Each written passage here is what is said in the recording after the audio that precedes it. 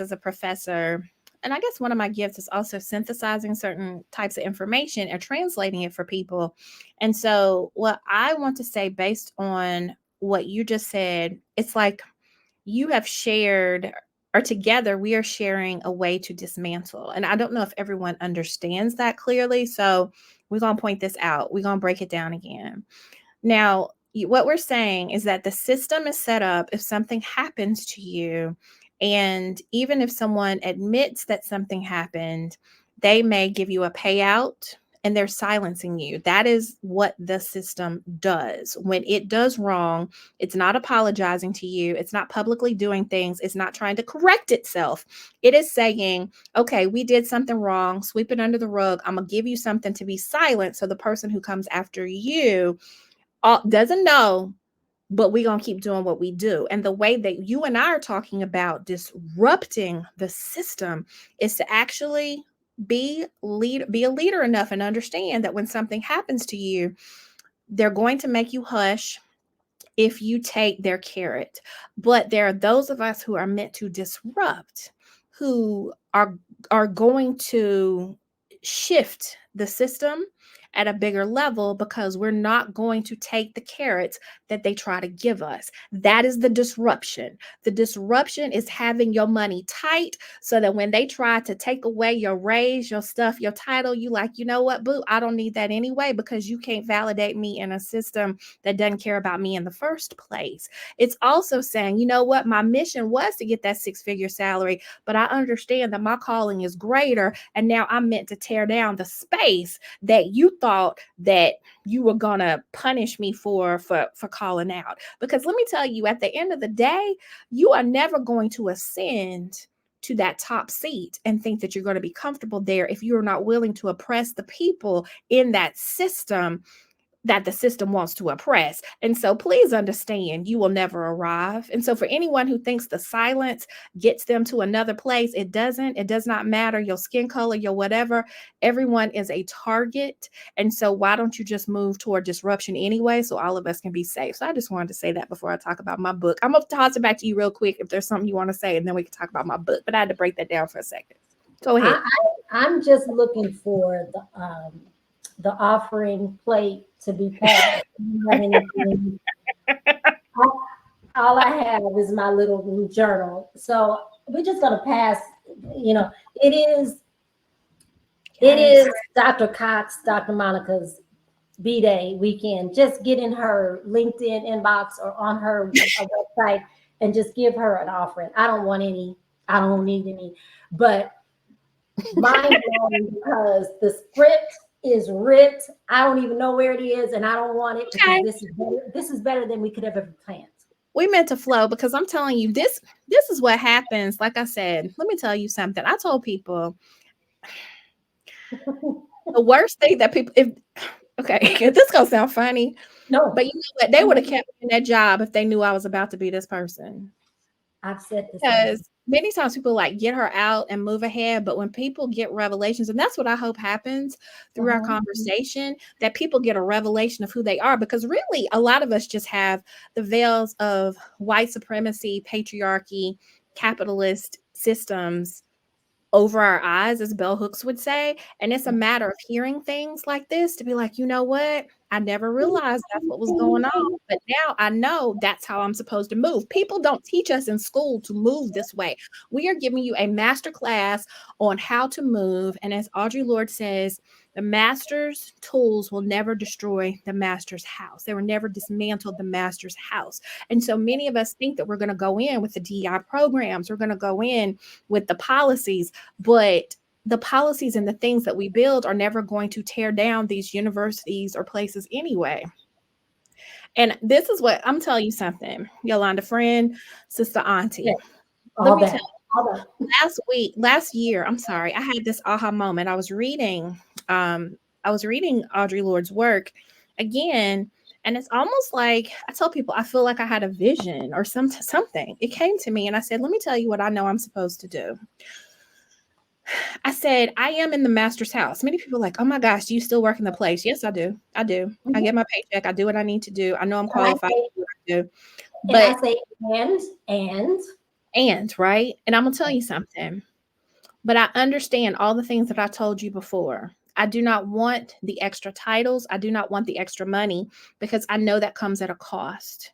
And when I say extra money, it's will you be da da da da da for whatever? No, I will not, because I know that things are not in place to dismantle and to protect people. So I do not want that position. I'm fine where I am. Thank you. Um, and I feel like, I mean, I said I'm in the house, but I know that I'm also in the house to educate people so that when we look out the window of this house, I'm like, you see that land over there? That's your land. Now you in this house, but that's yours. And when you're ready to build on that land that belongs to you, understand you can fully do it. You can do it. You don't have to stay in this space. If you do, that's your business. But if you choose to go to that space, you can build. You will have support. You will be elevated. You will be celebrated. In your lifetime, you can be free. And one of the other things that I say is that so often in our narratives, and I speak as a Black woman whose ancestors come from the South, the US South, we often think about slavery and the image of slavery, but many of us are bound now with the PhDs, with the six-figure salaries, with all those things. We're bound and we don't even realize it. When you can't get on LinkedIn, this is what I said one day. I said, when you can't get on LinkedIn and talk about the atrocity against Dr. Kandia Bailey because you're afraid that your job is going to police it and talk about you and think that you something, you're not free. I don't care what title you have, you're not free. Or if you have an idea, that you want to share, and your job comes forth as a Black woman or any marginalized community where you're trying to give voice, even not as raw as we are, but to uplift, and they tell you you can't do that because it doesn't align with their with their culture. Yes. It's that. And you know what? Anyone who tells you what you can and cannot read, you telling me I can't read a book that says Rosa Parks sat at the back of the bus and I can't do that. Hello, you could talk about the US Constitution. I'm not a constitutional attorney. I'm none of those things, but I know enough that in these United States of America, I should be able to read whatever doggone I want to read. I know my rights. And I should be able to come on any platform that I want and say exactly what I want. It's called, I thought, freedom of speech.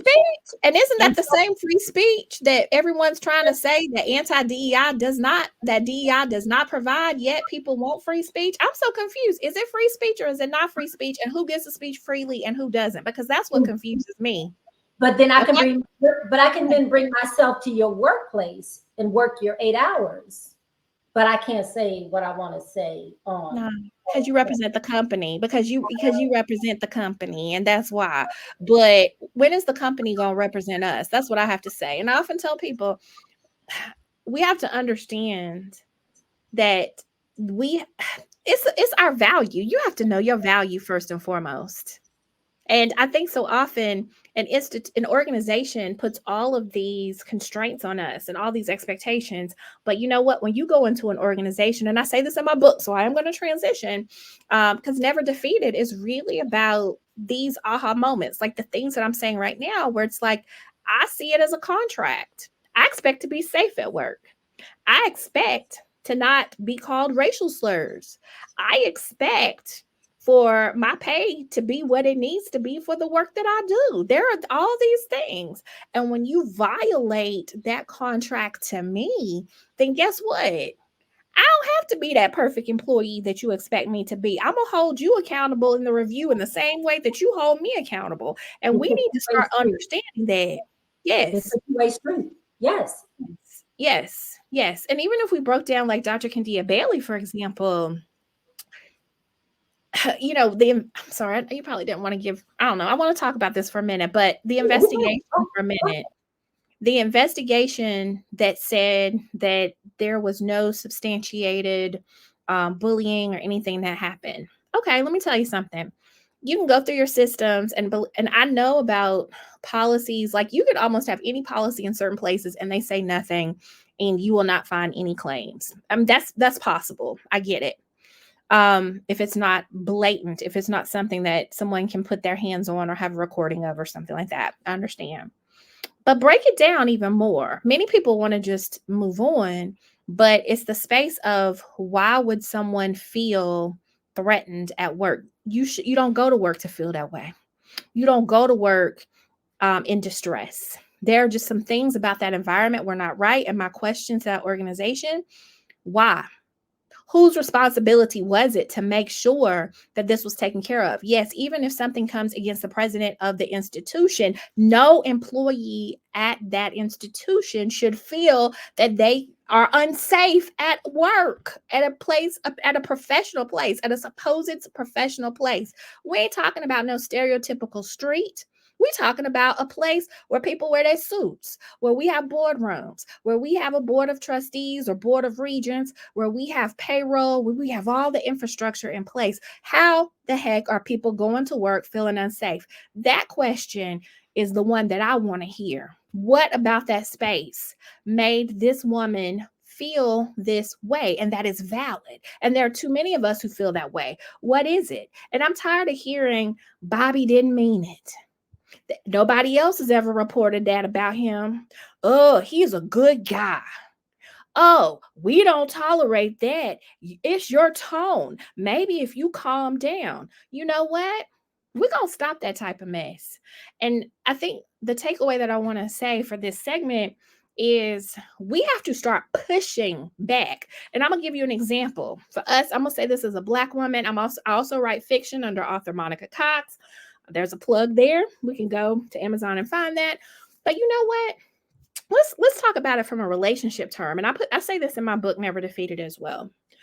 Would you ever allow somebody to come and slap you, like punch you in the face? You out on the street, you know how it is. You like somebody coming looking at you off, and then you like they call you out your name, they slap you, they're a stranger, they're whatever. But many of us allow our workplaces to treat us the way that we would never allow somebody on the street to treat us. Oh, you're not going to call me a B. You guess what? Your workplace calls you a B every day you walk in, and you just look the other way, skin, grin, smile, and do nothing. Can we have the same standards for for work that we do for the man we date, the woman we date? The person that we trying to slip our number to out.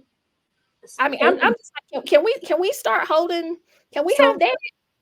Oh my sorry. God. So, no. Gary Jones said microaggressions. Some of them are, Gary, but those are outright violations, criminal behavior. Because again, we're talking about people are pushing and shoving and calling names.